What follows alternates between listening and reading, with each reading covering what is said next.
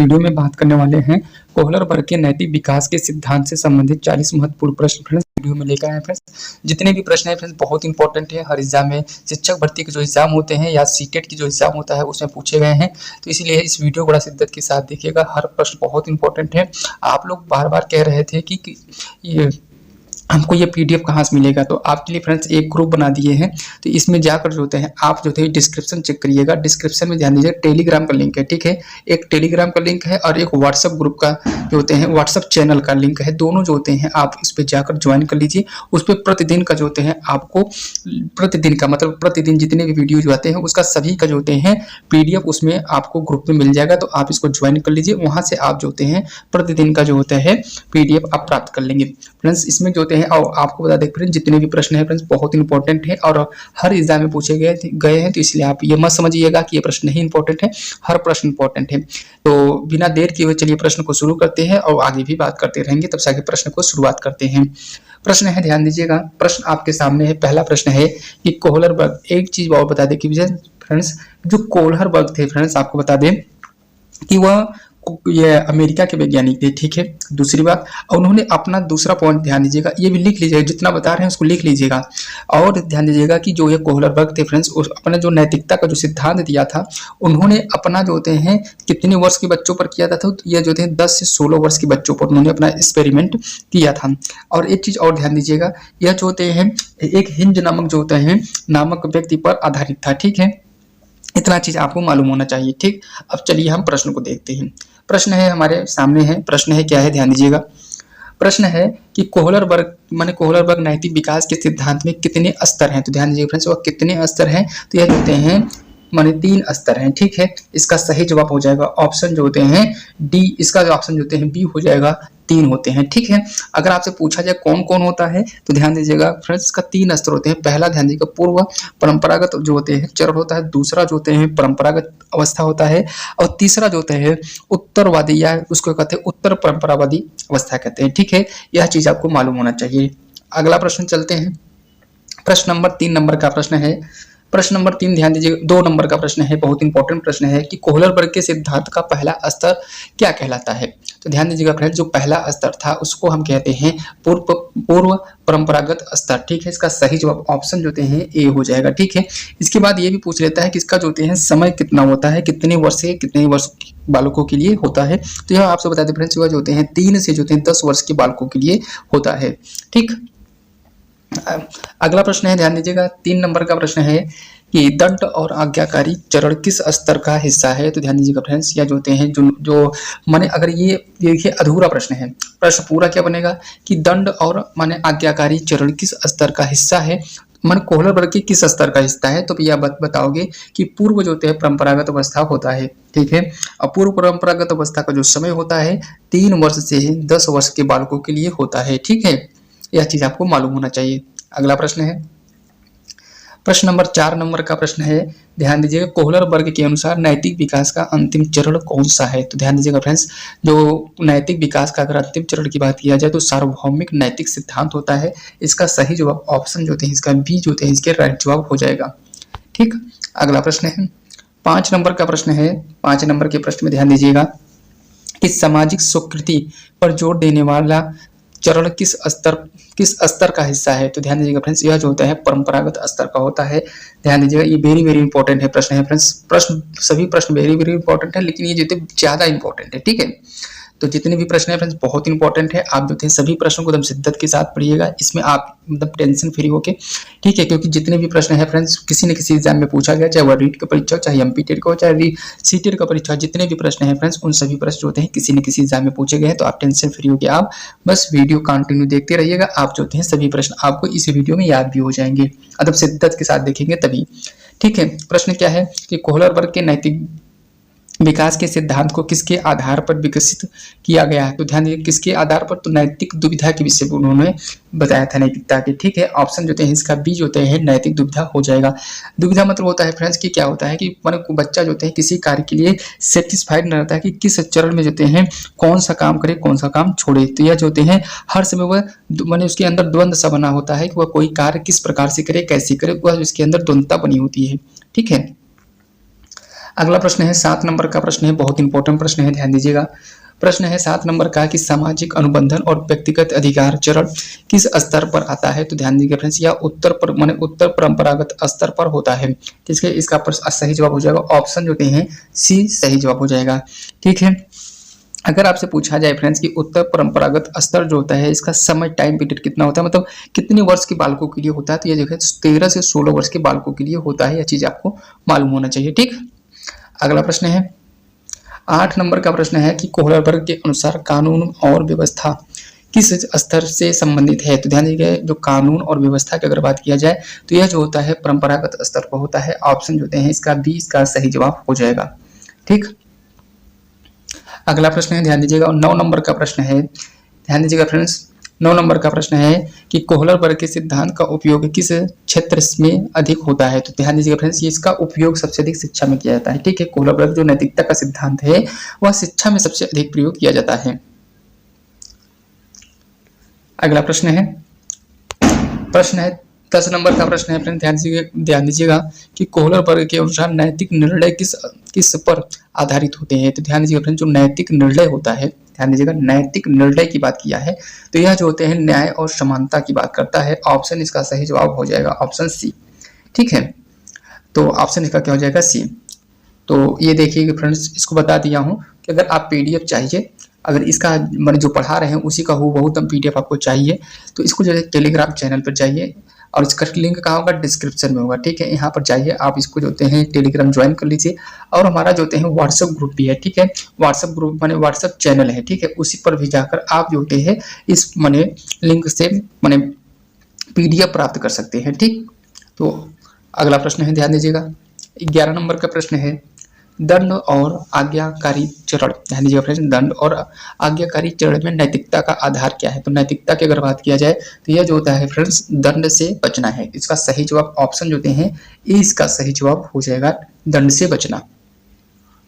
अगला प्रश्न है 12 नंबर का प्रश्न है, बहुत इंपॉर्टेंट प्रश्न है कि कोहलर वर्ग के अनुसार परंपरागत स्तर का मुख्य उद्देश्य क्या है? तो परंपरागत जो स्तर का जो मुख्य उद्देश्य होता है, ऑप्शन इसका जो होते हैं 20 का हो जाएगा, सही जवाब हो जाएगा सामाजिक स्वीकृति और कानून पालन। अगला प्रश्न है 13 नंबर का प्रश्न है, ध्यान दीजिएगा फ्रेंड्स, बहुत इंपॉर्टेंट प्रश्न है कि सार्वभौमिक नैतिक सिद्धांत चरण किस स्तर का हिस्सा है? तो यह ध्यान दीजिएगा फ्रेंड्स, यह उत्तर परंपरागत स्तर का जो होते हैं चरण है, तो इसका सही जवाब हो जाएगा ऑप्शन जो होते हैं सी इसका सही जवाब हो जाएगा। अगला प्रश्न है, ध्यान दीजिएगा, 14 नंबर का प्रश्न है कि कोहलर वर्ग ने अपने नैतिक विकास के सिद्धांत को किस की नींव पर आधारित किया? तो ध्यान दीजिए फ्रेंड, जीन पियाजे के सिद्धांत पर जो होते हैं माने कोहलर वर्ग की नैतिकता का जो सिद्धांत था उस पर आधारित था। तो यह इसका सही जवाब हो जाएगा ऑप्शन जो होते हैं जीन पियाजे के सिद्धांत, ऑप्शन जो होते हैं ए इसका राइट आंसर हो जाएगा। अगला प्रश्न है 15 नंबर का प्रश्न है कि नैतिकता का व्यक्तिगत चरण किस स्तर में आता है? तो व्यक्तिगत चरण की अगर बात किया जाए तो यह पूर्व परंपरागत स्तर में आता है। ऑप्शन इसका ए जो होते हैं इसका सही जवाब हो जाएगा। ठीक, अगला प्रश्न है, ध्यान दीजिएगा, 16 नंबर का प्रश्न है। 16 नंबर के प्रश्न में है कि कोहलर वर्ग के नैतिक विकास के सिद्धांत का कौन सा चरण सामाजिक व्यवस्था के पालन पर बल देता है? तो अगर पालन की बात किया जाए तो कानून व्यवस्था। ठीक है फ्रेंड्स, सही जवाब हो जाएगा ऑप्शन बी कानून और व्यवस्था चरण। अगला प्रश्न है 17 नंबर का प्रश्न है, ध्यान दीजिएगा कि सामाजिक अनुबंधन और व्यक्तिगत अधिकार चरण में निर्णय किसके आधार पर लिए जाते हैं? तो यह ध्यान दीजिएगा फ्रेंड्स, जो निर्णय लिए जाते हैं वह जो होते हैं व्यक्तिगत नैतिक मूल्यों से लिए जाते हैं। ठीक है, इसका सही जवाब ऑप्शन जो होते हैं 20 का सही जवाब हो जाएगा। अगला प्रश्न है 18 नंबर का प्रश्न है कि कोहलर वर्ग के सिद्धांत में नैतिकता की शुरुआत किस चरण से होती है? ध्यान दीजिएगा फ्रेंड्स, यह दंड और आज्ञाकारी, ऑप्शन जो होते हैं ए जो होते हैं इसका राइट जवाब हो जाएगा ऑप्शन ए। अगला प्रश्न है 19 नंबर का प्रश्न है, यानी कोहलर वर्ग का सिद्धांत किस प्रकार की शिक्षा में अधिक उपयोगी है? तो यह ध्यान दीजिए नैतिक शिक्षा से संबंधित अधिक उपयोगी है। और यह ध्यान दीजिए फ्रेंड्स, यह जो होते हैं कोहलर वर्ग का जो सिद्धांत है वह शिक्षा के क्षेत्र में ही जो होते हैं इसका उपयोग किया जाता है। ठीक है, ये भी चीज आप ध्यान दीजिएगा। अगला प्रश्न है प्रश्न नंबर 20 नंबर का प्रश्न है, ध्यान दीजिएगा कि पूर्व परंपरागत स्तर में कौन सा मुख्य उद्देश्य होता है? तो मुख्य उद्देश्य की अगर बात किया जाए तो यह जो होते हैं व्यक्तिगत लाभ माने व्यक्तिगत लाभ से होता है। ठीक है, ऑप्शन इसका बी जो होते हैं राइट जवाब हो जाएगा। अगला प्रश्न है 21 नंबर का प्रश्न है कि कोहलर वर्ग के नैतिक विकास सिद्धांत में परंपरागत स्तर का प्रमुख उद्देश्य क्या होता है? तो यह जो है सामाजिक व्यवस्था का पालन। इसका सही जवाब हो जाएगा ऑप्शन जो सी हो जाएगा, सामाजिक व्यवस्था का पालन करना। अगला प्रश्न है 22 नंबर का प्रश्न है कि कोहलर वर्ग के अनुसार जो होते हैं मन कानून और व्यवस्था का चरण में व्यक्ति का नैतिक निर्णय किस पर आधारित होता है? यह जो होते हैं फ्रेंड्स कानूनी ढांचा और सामाजिक व्यवस्था पर होता है। इसका सही जवाब ऑप्शन जो होते हैं बी हो जाएगा। अगला प्रश्न है प्रश्न नंबर ध्यान दीजिएगा फ्रेंड्स 23 नंबर का प्रश्न है कि कोहलर वर्ग के सिद्धांत में सार्वभौमिक नैतिक सिद्धांत चरण को कैसे समझा जाता है? तो यह ध्यान दीजिएगा फ्रेंड्स न्याय और समानता के सिद्धांत पर आधारित होता है। इसी के आधार पर जो होते हैं फ्रेंड्स सार्वभौमिक नैतिक सिद्धांत की जो होते हैं कोहलर वर्ग के सिद्धांत को समझा जाता है। ऑप्शन जो होते हैं ए जो होते हैं सही जवाब हो जाएगा, न्याय और समानता के सिद्धांत पर आधारित होता है। अगला प्रश्न है 22 नंबर का प्रश्न है कि कोहलर वर्ग ने नैतिक विकास के सिद्धांत में कितने प्रमुख चरण होते हैं? तो ध्यान दीजिए, देखिए अगर प्रकार पूछा जाए तो 3 होते हैं, अगर पूछा जाए चरण कितने होते हैं तो 5 होते हैं। ठीक है, ऑप्शन इसका जो होते हैं सही जवाब सी हो जाएगा। 25 नंबर का प्रश्न है, थोड़ा टेक्निकल एरर आ गया था।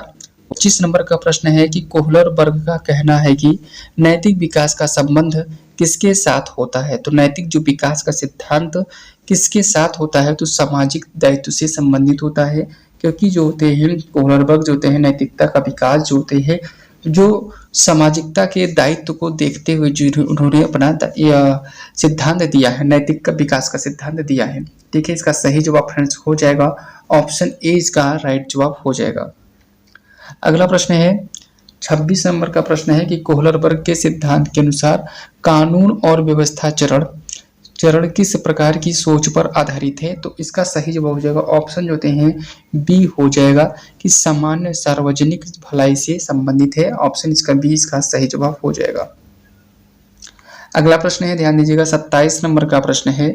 27 नंबर के प्रश्न में है कि कृपया और सम्मान के सिद्धांत को किस चरण में शामिल किया गया है? तो ध्यान दीजिएगा फ्रेंड्स कृपया और जो सम्मान को जो होते हैं परंपरागत स्तर में जो होते हैं माने परंपरागत जो चरण में जो होते हैं समाहित किया गया है। ऑप्शन इसका सही जवाब हो जाएगा ऑप्शन बी इसका राइट जवाब हो जाएगा।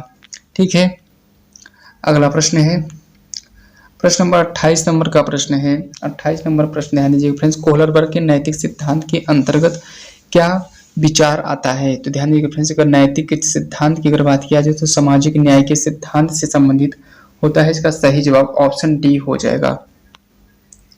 अगला प्रश्न है 29 नंबर का प्रश्न है कि कोहलर वर्ग के अनुसार नैतिक व्यवस्था स्तर में कौन सी विशेषता होती है? तो कौन सी विशेषता होती है? सामाजिक नियमों का पालन करना।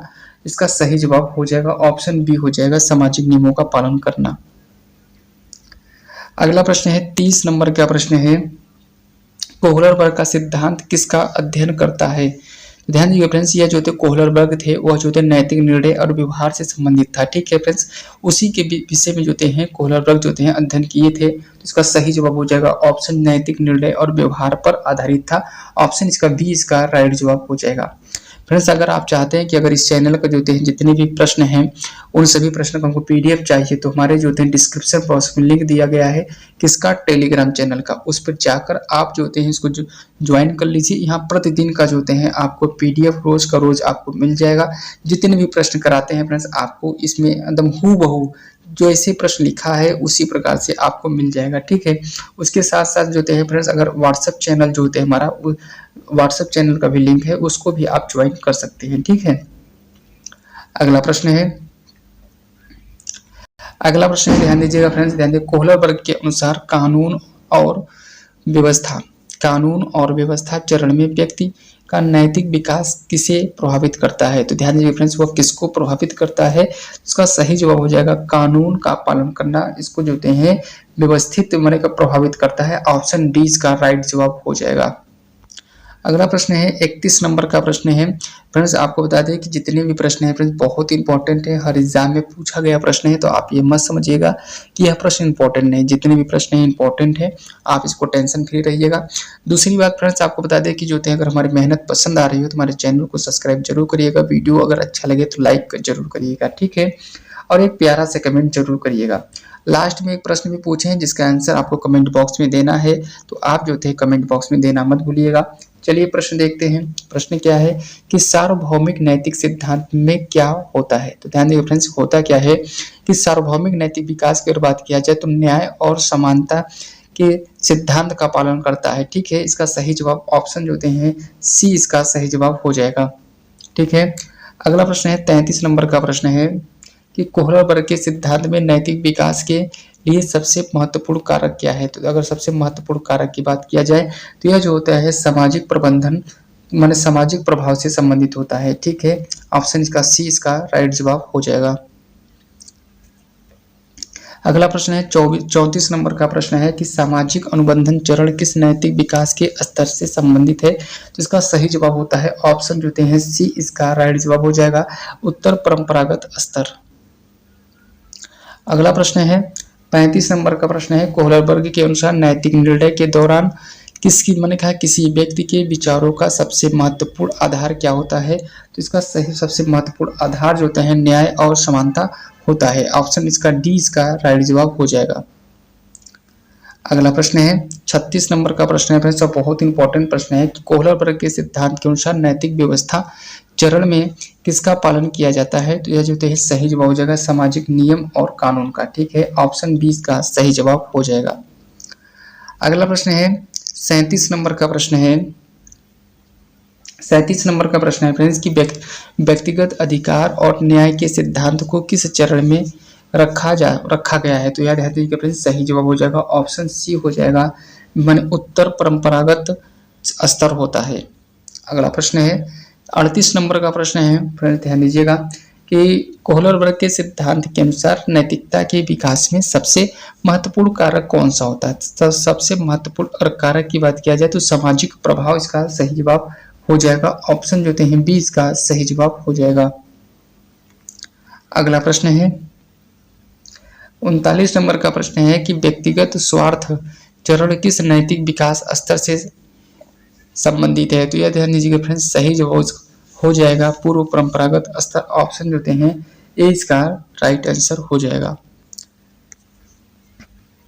अगला प्रश्न है प्रश्न नंबर 40 नंबर का प्रश्न है कि कोहलर वर्ग के अनुसार नैतिक